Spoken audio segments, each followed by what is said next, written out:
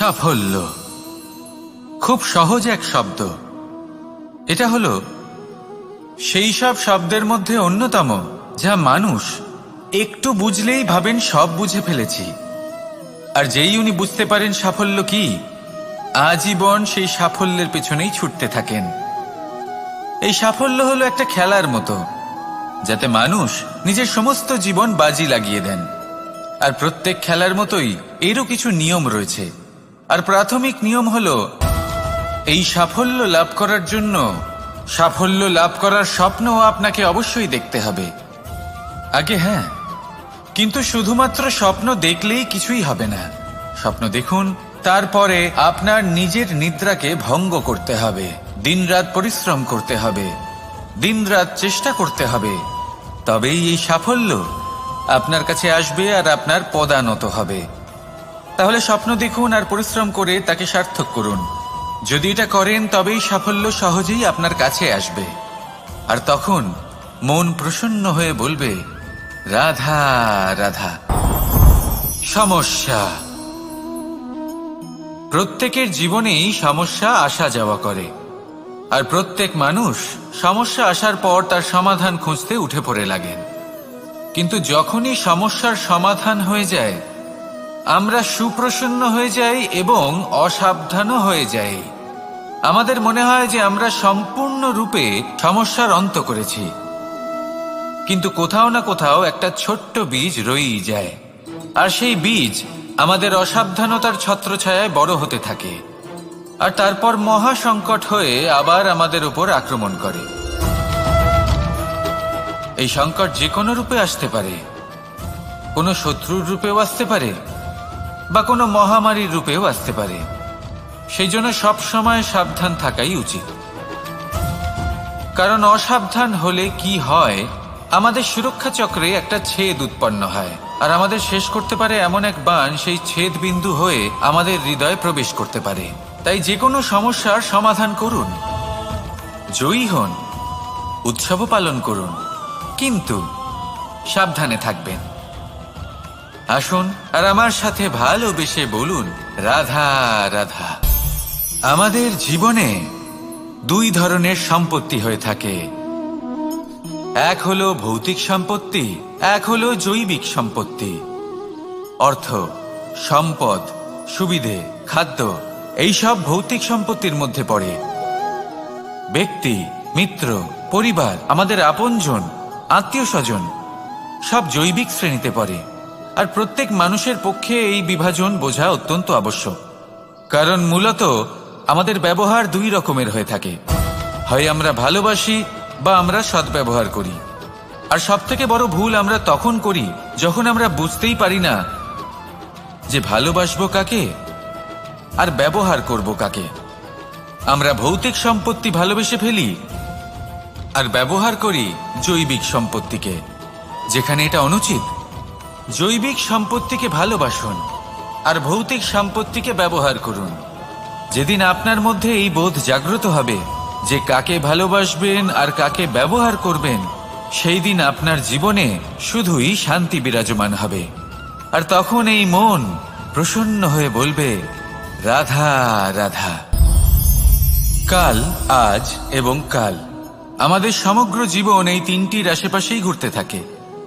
আমরা সবসময় বিগত সময়ের বিষয়ে ভাবতে থাকি। অতীতে যদি আমাদের দ্বারা কোনো ভুল হয়, সেই বিষয়ে ভেবে ভেবে আমরা সবসময় অনুতাপ করতে থাকি। এটা উচিত নয়।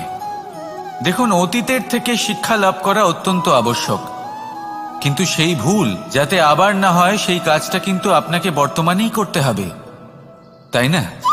দ্বিতীয় কথা, আমরা সবসময় ভাবি আগামী দিনের বিষয়ে, ভবিষ্যতের বিষয়ে। আমরা ভাবি যে কাল করে নেব, আজ এই কাজ করতে পারছি না, কোনো ব্যাপার নয়, কাল করে নেব। আজ কাজটা শুরু করতেই পারলাম না, কোনো ব্যাপার নয়, কাল করে নেব। আজকের দিনটাই ভালো ছিল না, কোনো ব্যাপার নয়, সেটা কাল করে নেব। ব্যাপারটা বুঝুন, আপনি নিজের সময় নষ্ট করছেন। দেখুন, এই যে কাল, তা কখনোই আপনার হাতে আসবে না। তাই যে কাজ করতে চান সেটা আজকেই করুন, অন্তত শুরুটা করুন, কারণ এই আগামী সময় তা সবসময় আপনার থেকে এক কদম আগে থাকবে, একদিন এগিয়ে থাকবে। জানেন কেন? কারণ এই কাল আপনার জন্য অপেক্ষা করবে না, সেই জন্য আপনিও এর জন্য অপেক্ষা করবেন না। যা করার তা আজকেই শুরু করুন। কারণ যে বর্তমানে নিজের ভিত স্থাপন করেন না, ভবিষ্যৎকালে তার সুন্দর শক্তিশালী ভবন কখনো নির্মাণই হয় না।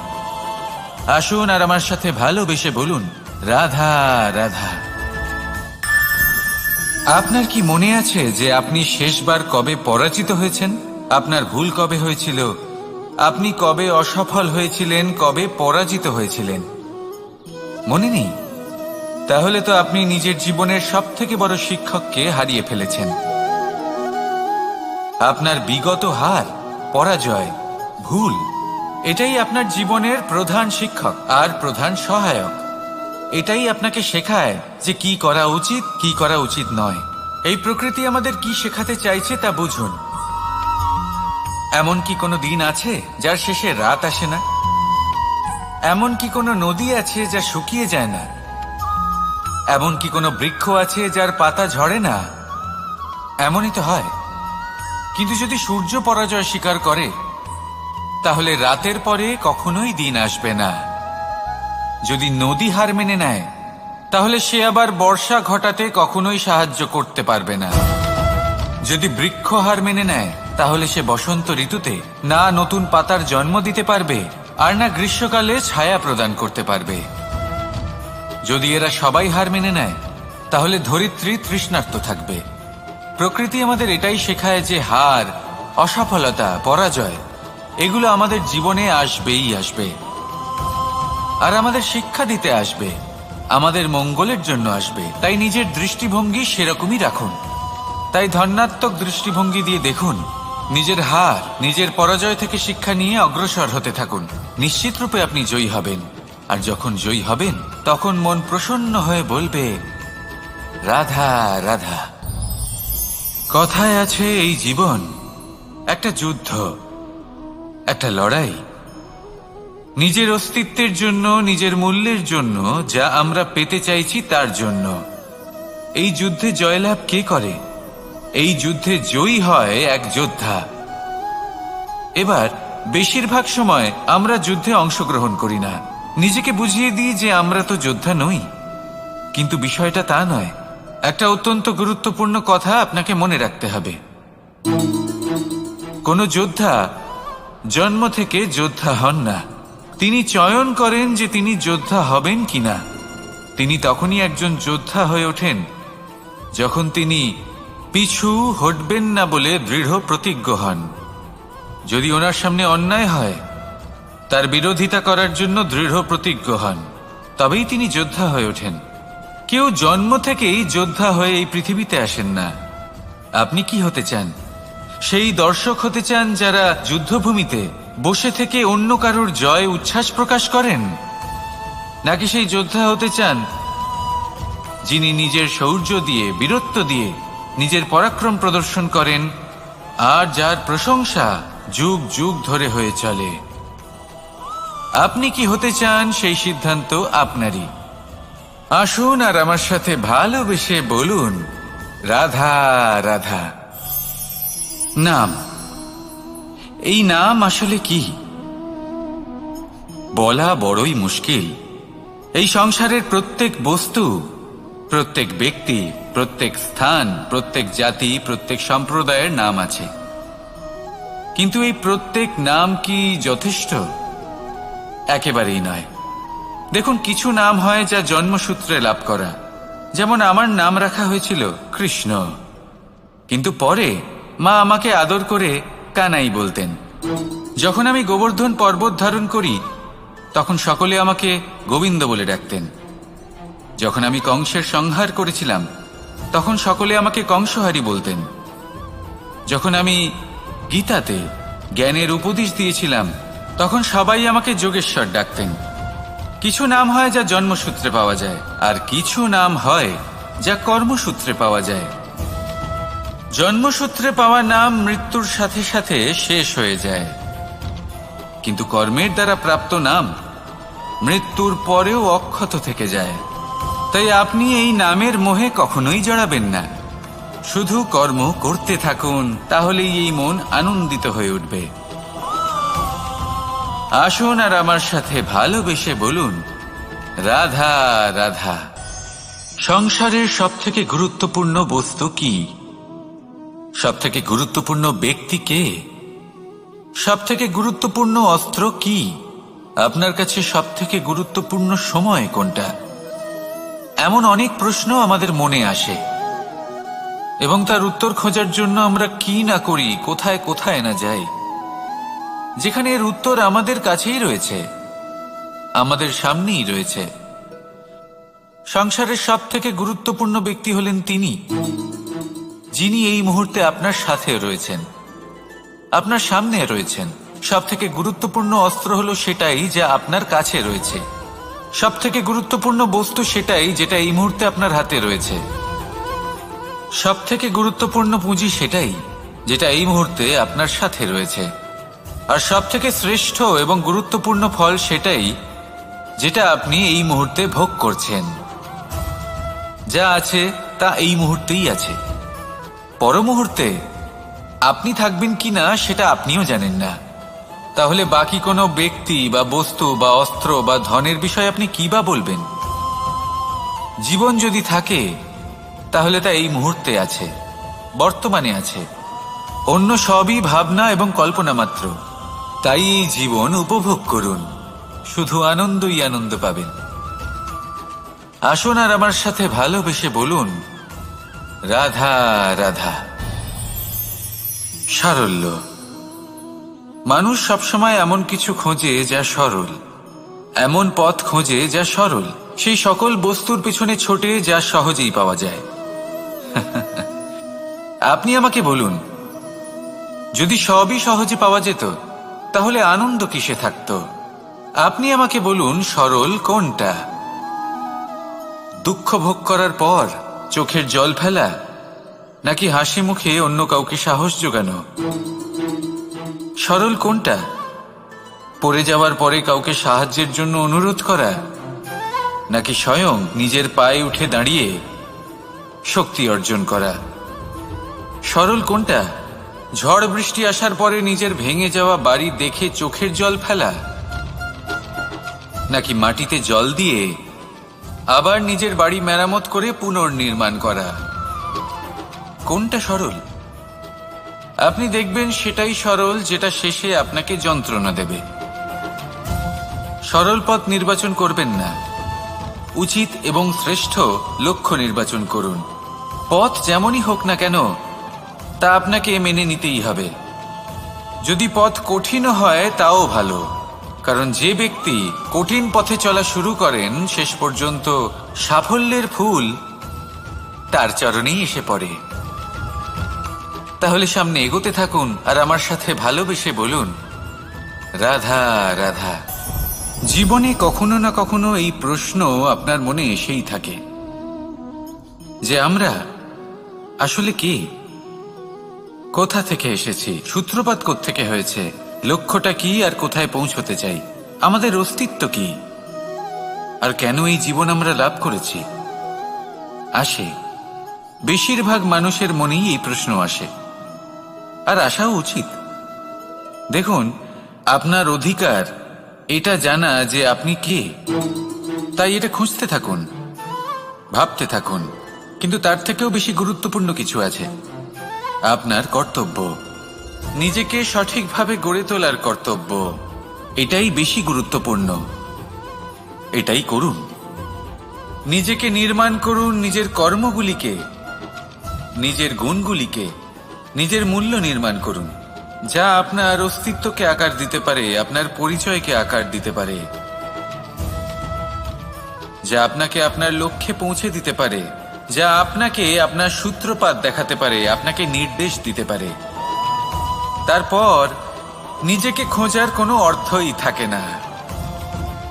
নিজেকে নির্মাণ করা বেশি গুরুত্বপূর্ণ হয়ে যায়, আর এটাই হলো বেশি গুরুত্বপূর্ণ কাজ। তাই আপনিও এটাই করুন আর আমার সাথে ভালোবেসে বলুন, রাধা রাধা। সংসারের সবথেকে মূল্যবান ধন কি হতে পারে?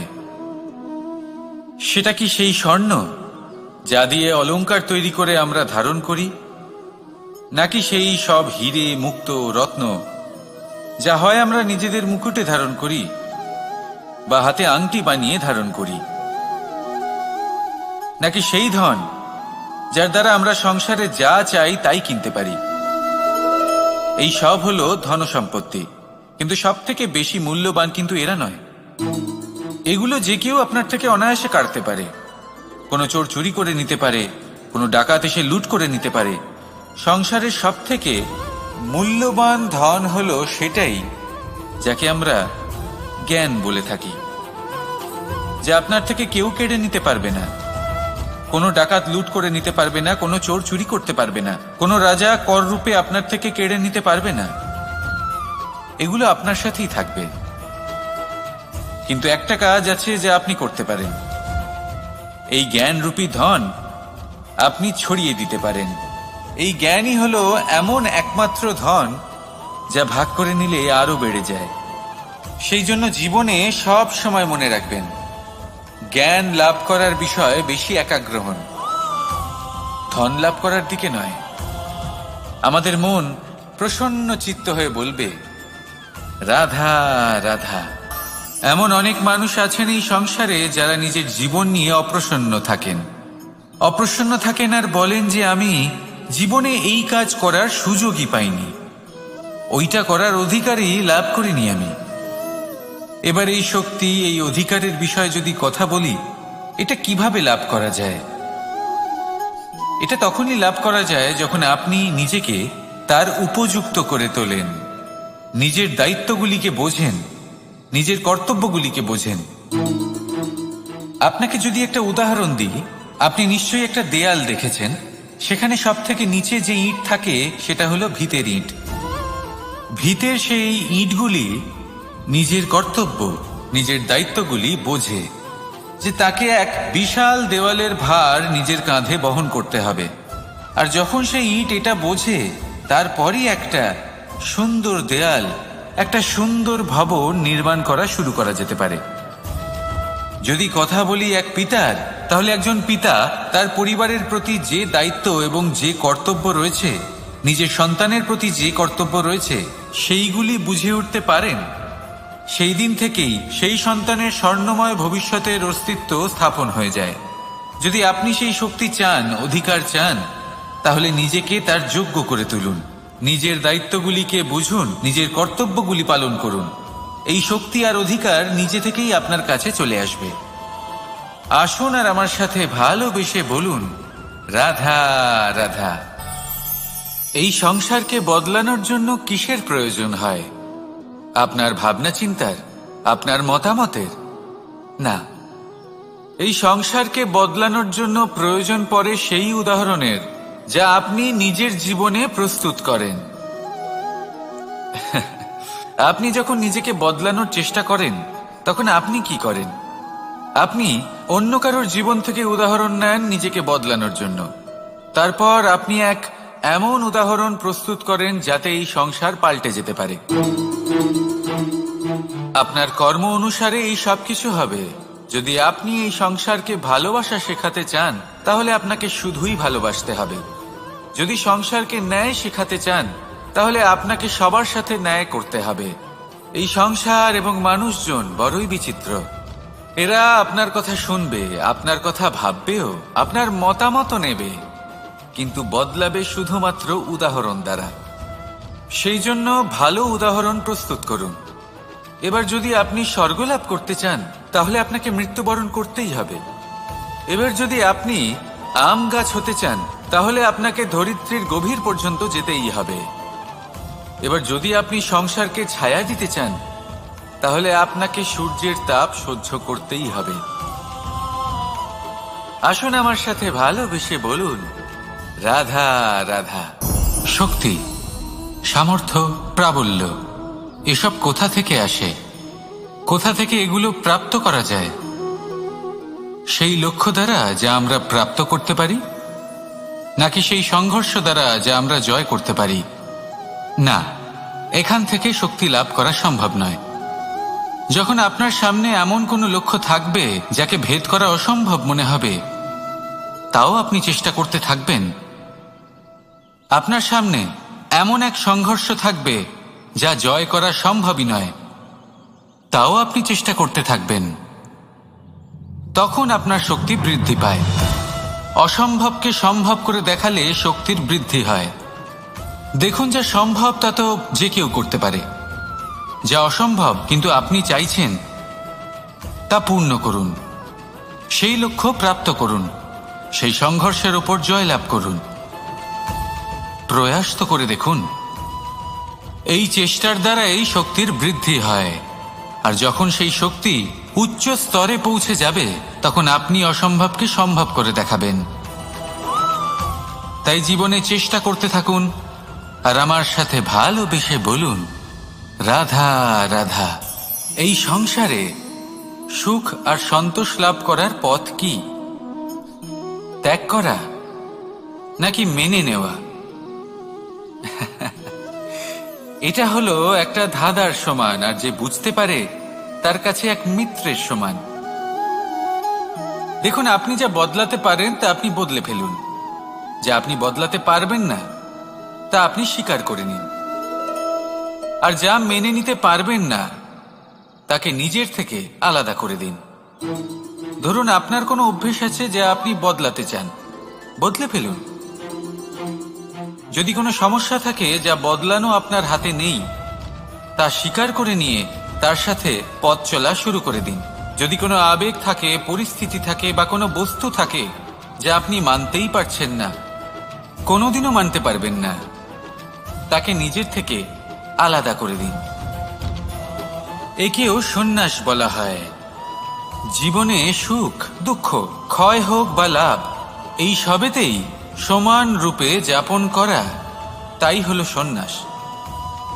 এতেই জীবনের আনন্দ রয়েছে। তাহলে এই আনন্দ উপভোগ করুন, আর আমার সাথে ভালোবেসে বলুন, রাধা রাধা। আজ আমি আপনাকে একটা কাহিনী শোনাবো।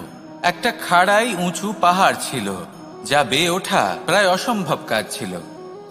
এবার একদিন কয়েকটা ব্যাঙ এলো আর তা বেয়ে উঠতে শুরু করলো। আস্তে আস্তে প্রত্যেকটা ব্যাঙ মিলে লাফিয়ে লাফিয়ে ওপরে ওঠার চেষ্টা করছিল। নিচে কিছু পশু দাঁড়িয়েছিল যারা বলছিল, এটা তো অসম্ভব ব্যাপার, এই ব্যাঙগুলো উঠতেই পারবে না, সকলে পড়ে যাবে। আর তারপর ধীরে ধীরে সমস্ত ব্যাঙ নিচে পড়তে থাকলো। শেষ পর্যন্ত একটাই ব্যাঙ ছিল যে শিখরে পৌঁছতে পারল। জানেন সে কেন পারল? কারণ সেই ব্যাঙ বধির ছিল। সে কারোর কথা শোনেনি। ও স্থির করেছিল শিখরে পৌঁছতে হবে, আর পৌঁছে গেল। এবার এটা কিন্তু আমাদের জন্য অত্যন্ত গুরুত্বপূর্ণ শিক্ষা। আপনি যদি জীবনে নিজের লক্ষ্য স্থির করে থাকেন, তাহলে এদিক ওদিক কারোর কথা শুনবেন না, শুধুই নিজের লক্ষ্যের দিকে অগ্রসর হন। কারণ সাফল্য আপনার প্রচেষ্টার দ্বারাই আপনি পেতে পারেন, অন্যের কথা দ্বারা নয়।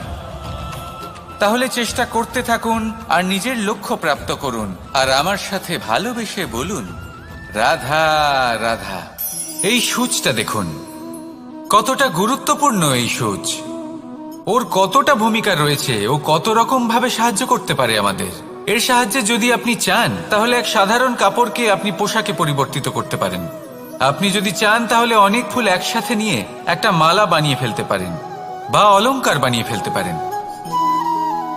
এর সাহায্যে আপনি বাড়িও সাজাতে পারেন। এ হলো অত্যন্ত গুরুত্বপূর্ণ জিনিস।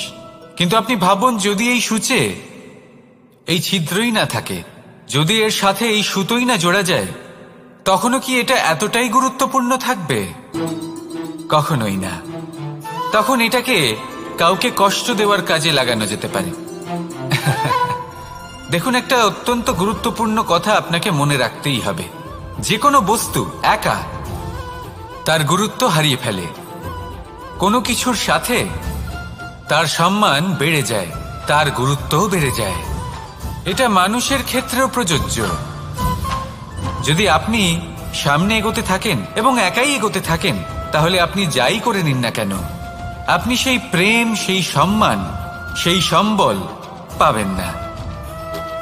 কাউকে নিজের সাথে নিয়ে চলুন, আপনারও মান বাড়বে।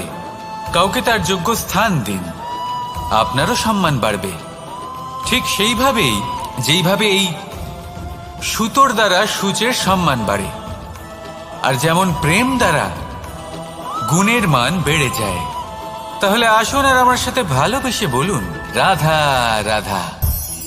আমরা মনে করি অন্যের উপকার করা, কারোর ভালো করা, কাউকে সাহায্য করা, সেবা করা, দান করা, সুখে দুঃখে কারোর সাথে থাকা, এ হলো আমাদের জীবনের সবথেকে বড় কর্তব্য। এটাই আসল কর্তব্য। কিন্তু এটা কি সত্যি? না। কর্তব্যের জন্য অনেক সময় মানুষকে অনেক অনেক যন্ত্রণা ভোগ করতে হয়। এমন কিছু কর্তব্য থাকে যা পালনের জন্য মানুষকে এমন কিছু পথ দিয়ে যেতে হয় যেখানে কাঁটা আছে, দুঃখ আছে, যন্ত্রণা আছে, বিপদ আছে। সেটা পার করে তবে ও নিজের কর্তব্যকে পূর্ণ করতে পারে। অন্যের উপকার, ভালো কাজ করা, কাউকে সাহায্য করা, দান করা, সেবা করা, সুখে দুঃখে সঙ্গ দেওয়া, এটা কর্তব্য নয়, এটা হলো আনন্দ। কারণ এতে আপনারই জীবন আরো সুখময় হবে, আপনি আরো সুখ পাবেন, আপনার স্বাস্থ্য আরো ভালো হবে, আপনি জীবনে আরো ভালো ভালো মানুষ পাবেন। আর সব থেকে বেশি যদি এ কিছু বাড়িয়ে তোলে, তাহলে তা হলো প্রেম। তাহলে একে কর্তব্য মনে করবেন না, এ হলো শুধুই সেই পথ যাতে অগ্রসর হয়ে আপনি নিজের জীবন অত্যন্ত সুখময় করে তুলতে পারবেন। তাহলে আপনি এটাই করুন আর আমার সাথে ভালোবেসে বলুন, রাধা রাধা। আপনি কখনো একটা পর্বতকে দেখে থাকবেন। দিনের বেলায় যদি দেখেন এই পর্বতকে কত সুন্দর দেখতে লাগে, এত বিশাল এত সুন্দর প্রকৃতির এই দৃশ্য দেখে মনে শুভ চিন্তার উদ্ভব হয়। এবার সেই পর্বতকেই আপনি অন্ধকারে দেখুন, ততটাই ভয়াবহ মনে হয়। এবার এটাই হয় মানুষের সাথেও, আর এটাই হয় অন্য কোনো স্থানের সাথেও। এবার এর কারণ কি? তাহলে কি মানুষের রূপ, তার ব্যক্তিত্বের কোনো মাহাত্ম্য নেই? না, এরকম কখনোই নয়। এর সমস্ত কৃতিত্ব পায় প্রকাশ। শুধুমাত্র এই প্রকাশই আপনার গুণকে, আপনার ব্যক্তিত্বকে, আপনার রূপ আরো উজ্জ্বল করে সংসারের সামনে নিয়ে আসে। তাহলে আপনিও অন্ধকার থেকে প্রকাশের পথে অগ্রসর হন, সেই মানুষগুলোর দিকে অগ্রসর হন, সেই দিশায় অগ্রসর হন যা আপনার ভেতরের গুণগুলিকে, আপনার ব্যক্তিত্বকে সংসারের সামনে আনতে পারে।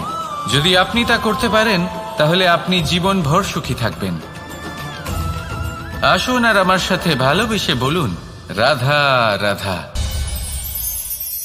আপনি কখনো সূর্যের আলোকে নিজের হাতের মুঠোর মধ্যে রাখার চেষ্টা করেছেন?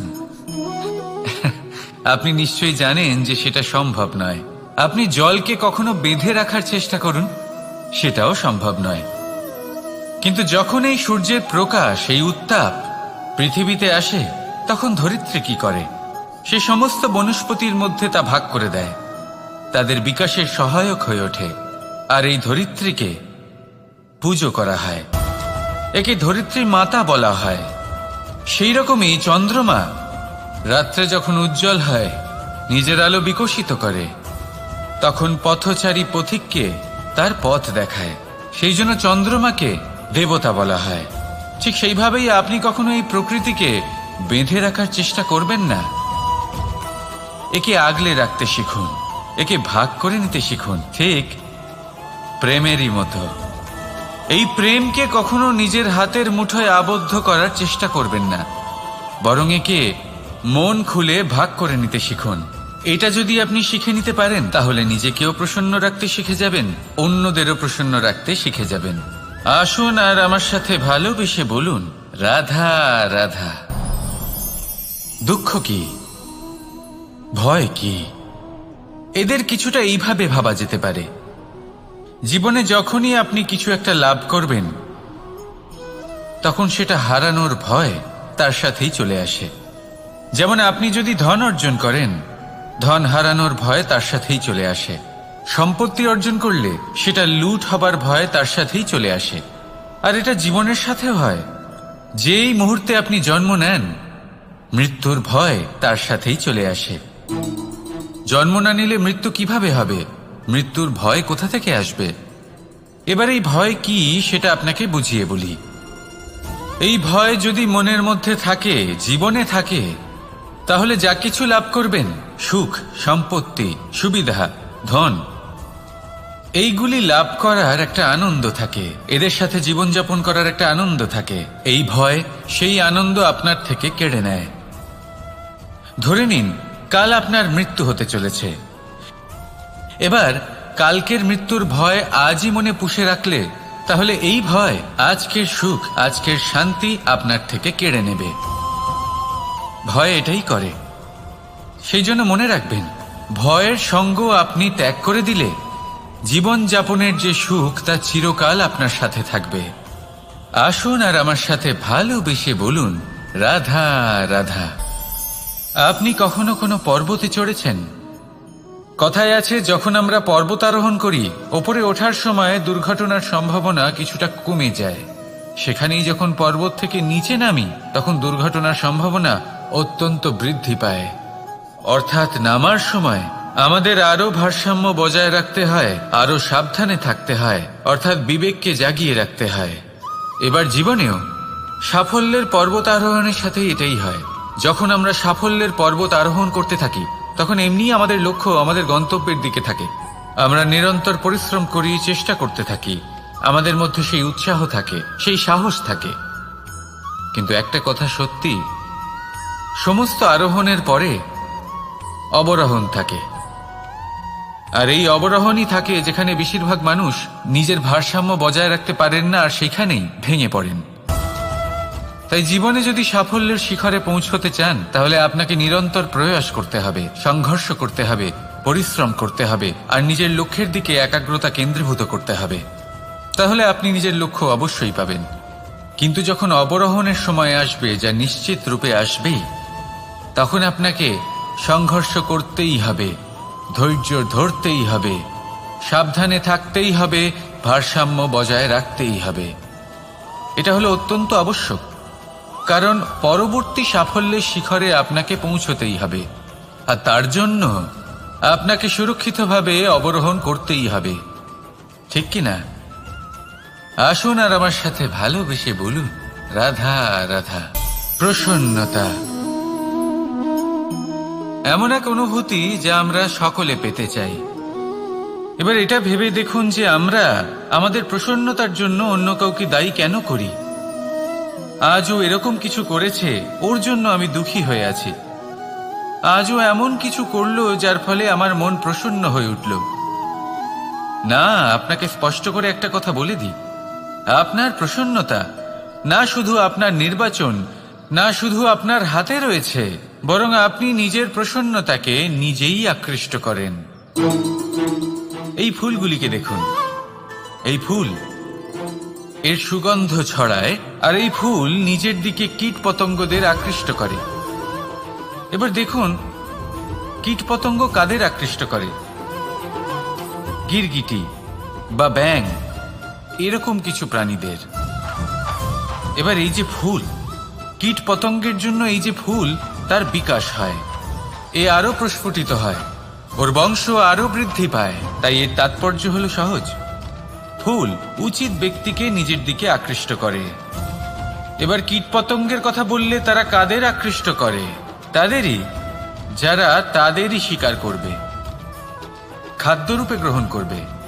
এবার কাকে আপনি নিজের দিকে আকৃষ্ট করতে চান, তার নির্বাচন আপনারই। আপনি কি প্রসন্নতাকে নিজের দিকে আকৃষ্ট করতে চান, নাকি অপ্রসন্নতাকে করতে চান, তার নির্বাচন আপনারই। আপনি জীবনে যা কিছু পাবেন, সুখ, দুঃখ, আশা, নিরাশা, প্রসন্নতা, অপ্রসন্নতা, সবই হলো আপনারই নির্বাচনের পরিণাম। তাহলে সঠিক নির্বাচন করুন, আর আমার সাথে ভালোবেসে বলুন, রাধা রাধা। ঘূর্ণিঝড়, যখন এই ঘূর্ণিঝড় আসে, তখন প্রচন্ড বেগে হাওয়া বয়ে চলে। সেই সময় এমন কিছু বৃক্ষ আছে যা কঠিন হয়ে দৃঢ় হয়ে দাঁড়িয়ে থাকে। সেই গাছ যা 10 বছর ধরে বা সহস্র বছর ধরে দাঁড়িয়ে থাকে, তাদেরকে আপনি খুব সহজে নাড়াতে পারবেন না। কিন্তু ঘূর্ণিঝড়, এর প্রভাব এতটাই তীব্র হয়, এর হাওয়াতে এতটাই প্রবল শক্তি থাকে যে এই বৃক্ষগুলিকে উচ্ছেদ করে, সেই বৃক্ষ নষ্ট হয়ে যায়। এবার এমন কিছু বৃক্ষ থাকে যাদের কাণ্ড নমনীয় হয়, খুবই নরম হয়। সেই জন্য যখন জোরে বাতাস বয়, কোনো ঘূর্ণিঝড় আসে, তখন এই বৃক্ষগুলি ঝুঁকে যায়। আর যখন এই ঘূর্ণিঝড় চলে যায়, শান্ত হয়ে যায়, তখন ওরা আবার দাঁড়িয়ে পড়ে। এবার এটাকে আপনি কি বলবেন, কি বুঝবেন আপনি? সুযোগ সন্ধানী? না, বরং এটাই হলো প্রকৃত আদর্শ। যখন আপনার সামনে এমন কেউ থাকেন যিনি আপনার থেকে অনেক শক্তিশালী, তখন তাকে সম্মান করা আপনাকে শিখতেই হবে। তাই মনে রাখবেন, এই সংসারে যখনই দুই শক্তির একে অপরের সাথে সংঘর্ষ হয়, শুধুই বিনাশ হয়। কিন্তু যখন শক্তির সাথে আসক্তি মিলিত হয়, সেখানে সুরক্ষা থাকে, সেখানেই কিছু নির্মাণ হয়। তাই আসুন আর আমার সাথে ভালোবেসে বলুন, রাধা রাধা। ভয়, আমরা ভয়ের বিষয়ে অনেক কথা বলি, ভয়ের থেকে সবসময় দূরে পালাই। কখনো ভেবে দেখেছেন আমরা এই ভয়ের সদ্ব্যবহারও কি করতে পারি না? নিশ্চিত রূপে করতেই পারি। এমন কোনো অক্ষর নেই যার দ্বারা কোনো মন্ত্র হয় না। তাই নিশ্চিত রূপে এই ভয়েরও সদ্ব্যবহার আমরা করতেই পারি। নির্ভর করছে আপনার দৃষ্টিভঙ্গির ওপর, আপনার প্রতিক্রিয়ার ওপর। ভয় যখন সামনে আসে, দুটো পথ থাকে। প্রথমটা হলো ভয়ভীত হয়ে চুপচাপ পালিয়ে যাওয়া, আর দ্বিতীয় পথ সেই ভয়ের সম্মুখীন হওয়া। সেই ভয়ে ডুবে গিয়ে দেখুন এমন কি আছে যা আপনাকে পিছনে টেনে রাখছে। নিজের সাহসকে জাগিয়ে তুলুন, নিজেকে আরো শক্তিশালী বানিয়ে তুলুন, নিজেকে আরো শ্রেষ্ঠ বানিয়ে তুলুন, আর আপনার সামনে যা আছে সব প্রাপ্ত করে নিন। সেই ভয়, আপনি তার থেকে পালিয়ে যেতে চান নাকি তার সম্মুখীন হয়ে নিজেকে আরো শ্রেষ্ঠ বানাতে চান? সেই চয়ন আপনারই, প্রতিক্রিয়া আপনারই, দৃষ্টিভঙ্গি আপনারই। আসুন আর আমার সাথে ভালোবেসে বলুন, রাধা রাধা। কখনো কোনো বনে আপনি আগুন লাগতে দেখেছেন? এমন ভয়ানক আগুন লাগতে পারে, সমস্ত বন জ্বালিয়ে দিতে পারে। সেখানে যে বনস্পতি পাওয়া যায়, সেখান থেকে যে ঔষধি পাওয়া যায়, সব কিছু নষ্ট হয়ে যায়। যে পশু পাখি পাওয়া যায়, বেশিরভাগই নিজের প্রাণ হারিয়ে ফেলে, আর যারা বাকি থাকেন তারা নির্বাসিত হন। কিন্তু কখনো ভেবে দেখেছেন এই বনে আগুন লাগে কি করে? ছোট ছোট শুকনো পাতার কারণে, শুকনো ডালের কারণে, সেগুলো যেগুলো কখনো গাছের অংশ ছিল। সবসময় মনে রাখবেন, গাছ আমরা কুড়ুল দিয়ে কেটে থাকি, কিন্তু গাছ কখনো কুড়ুলের ডগা দিয়ে কাটা যায় না। বরং এই যে হাতলটা আছে, তাতে যে শক্তি লুকিয়ে রয়েছে, এই শক্তির দ্বারা গাছ কাটা হয়। এবার বলুন, এই যে হাতল, এ কি দিয়ে তৈরি হয়? স্বয়ং গাছের দ্বারাই। এর থেকে আপনি কি শিক্ষা পেলেন? যদি কেউ আপনজন হন, যে আপনার কোনো দরকারে লাগছেন, সেই কারণে তাকে নিজের থেকে দূরে করবেন না। যদি তার সাহায্যের প্রয়োজন হয়, তাহলে তাকে সাহায্য করুন। যদি তার সঙ্গের প্রয়োজন হয়, তাহলে তাকে সঙ্গ দিন। নিঃস্বার্থভাবে আপনজনদের বিকাশের পথে নিয়ে যান। নিজের স্বার্থ অনুসারে আপনজনদের নিজের জীবনে রাখবেন না। আসুন আর আমার সাথে ভালোবেসে বলুন, রাধা রাধা। জীবনে লক্ষ্য লাভ কি করে করতে হয়? কেউ বলবে বন্ধুদের সাহায্যে, কেউ বলবে প্রেমের সাহায্যে, কেউ বলবে নিরন্তর চেষ্টা করলে, কেউ বলবেন পরিশ্রম করলে, কেউ বলবেন ঈশ্বরের আশীর্বাদে, ইত্যাদি ইত্যাদি। আমি আপনাকে বুঝিয়ে বলি, এই যেমন ত্রিলোক আছে, অর্থাৎ 3 লোক আছে, যাকে সঞ্চালন করে ত্রিদেব বা 3 জন দেবতা। সেইভাবে নিজের লক্ষ্যে পৌঁছানোর জন্য 3টি ভাবের প্রয়োজন পড়ে। প্রথম ভাব হলো স্বপ্ন দেখা। আপনি যদি স্বপ্ন দেখতে শুরু না করেন, তাহলে সেখানে পৌঁছতেই পারবেন না। তারপর আপনাকে দৃঢ় সংকল্প নিয়ে সেই পথ যেমনই হোক তাতে চলতে হবে। এ হলো দ্বিতীয় ভাব, দৃঢ় সংকল্প। আর তৃতীয় ভাব হলো সেই লক্ষ্যের যাত্রা পূর্ণ করার জন্য প্রতিবদ্ধ হওয়া। তাই যদি আপনি স্বপ্ন দেখতে পারেন, দৃঢ় সংকল্প দ্বারা পথ যতই কঠিন হোক না কেন তাতে চলতে পারেন, আর সেই লক্ষ্য লাভের যাত্রা পূর্ণ করার জন্য প্রতিবদ্ধ হতে পারেন, তাহলে আপনি নিশ্চিত রূপে আপনার লক্ষ্য লাভ করতে পারবেন। তাই আপনি এটাই করুন আর আমার সাথে ভালোবেসে বলুন, রাধা রাধা। কথায় আছে যে জীবনে কিছু শুরু করার আগে স্বপ্ন দেখা অত্যন্ত গুরুত্বপূর্ণ, আর এটা 100% সত্যিও। কিন্তু কিছু মানুষ স্বপ্ন দেখা শুরু না হয় করে দেন, কিন্তু তারপর থামেনি না। স্বপ্ন দেখতেই থাকেন, তারা ভাবতেই থাকেন, কর্ম করেন না। এমন সময় আপনাকে নিজেকে জাগিয়ে তুলতে হবে, নিজেকে বলতে হবে যে এবার উঠে কর্ম করার সময় এসে গেছে। কারণ আপনারা যদি অত্যাধিক বিচার করতে থাকেন, স্বপ্ন দেখতে থাকেন, তাহলে উঠে কিছুই করতে পারবেন না। আপনি শুধু একটা কাজ করুন, উঠে কর্ম করা আরম্ভ করে দিন। তারপর ভেবেচিন্তে ধীরে ধীরে নিজের কর্মকে দিশাও দিন আর তাকে উচিত গতিও দিন। কারণ এটাই হলো সাফল্যের মূল মন্ত্র। না শুধু কর্ম করুন না ভাবনা চিন্তা করে, আর না শুধু ভাবুন কর্ম না করে। সাফল্যের মূল মন্ত্র হলো এর ভারসাম্যে। তাহলে এটাই করুন, সাফল্যকে লাভ করুন, আর আমার সাথে ভালোবেসে বলুন, রাধা রাধা। সূর্যের মনে হয় যে তার থেকে বেশি তেজস্বী আর উজ্জ্বল কেউ নেই, তাই তার এই অহংকার ভঙ্গ করার জন্য মেঘ চলে আসে। তারপর এই মেঘের অহংকার বেড়ে যায় যে তার থেকে বেশি ঘন আর কেউ নেই। তারপরে বাতাসের একটা প্রবল দমক আসে আর মেঘেদের ছিন্ন ভিন্ন করে দিয়ে চলে যায়। তখন বায়ুর অহংকার বেড়ে যায়, আরো ভাবে যে তার থেকে বেশি শক্তিশালী আর কেউ নেই। এই দমকা বাতাস যখন বিশাল এক পর্বতের সাথে ধাক্কা খায়, তখন সেই বাতাসের অহংকারও চূর্ণ বিচূর্ণ হয়ে যায়। তারপরে পর্বত ভাবে যে তার থেকে বেশি ধীর আর শক্তিশালী আর কেউ নেই। তখন পৃথিবীতে ভূমিকম্প হয় আর সেই বিশাল পর্বত চূর্ণ বিচূর্ণ হয়ে যায়, তারও অহংকার ভেঙে যায়। এবার ধরিত্রীর অহংকার হতে থাকে। ধরিত্রী বলে যে আমার উপর সবকিছু টিকে রয়েছে, আমার থেকে বেশি শক্তিশালী আর কেউ নেই। একটা ছোট্ট ইঁদুর আসে, মাটিতে গর্ত করে আর মাটি ধসিয়ে দেয়। ধরিত্রীর অহংকার ভেঙে যায়। এর তাৎপর্য হলো সরল, এই সংসারে অহংকার কখনো স্থির থাকে না, এই অহংকার ভাঙবেই। এটা হলো সাংসারিক চক্র। আমাদের নিজেদের জীবনে কর্তব্য পালন করতে হবে, কর্ম করতে হবে, কিন্তু অহংকার নয়। যে ব্যক্তি এটা বুঝতে সক্ষম হন তাকে জ্ঞানী বলা হয়, আর যে মানুষ এটা বুঝতে পারেন না তিনি সারা জীবন শোধ প্রতিশোধ মান অভিমানের এই চক্রে আটকা পড়েন। এবার আপনি কি এই চক্রে আটকে থাকতে চান নাকি জ্ঞানী হয়ে উঠতে চান? সেই চয়ন আপনারই।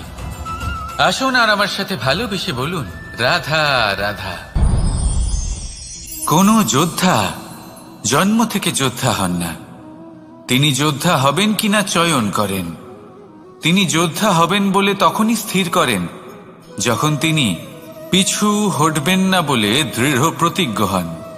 যদি ওনার সামনে অশুভ কিছু হয়, তার বিরোধিতা করতে দৃঢ় প্রতিজ্ঞ হন, তবেই তিনি যোদ্ধা হতে পারেন।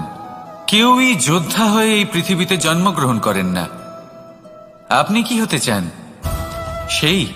সেই দর্শক হতে চান যারা যুদ্ধভূমিতে বসে থেকে অন্য কারোর জয়ে উচ্ছ্বাস প্রকাশ করেন, নাকি সেই যোদ্ধা হতে চান যিনি নিজের শৌর্য দিয়ে বীরত্ব দিয়ে পরাক্রম প্রদর্শন করেন এবং যার প্রশংসা যুগ যুগ ধরে হয়ে চলে? সিদ্ধান্ত আপনারই। আসুন আর আমার সাথে ভালোবেসে বলুন,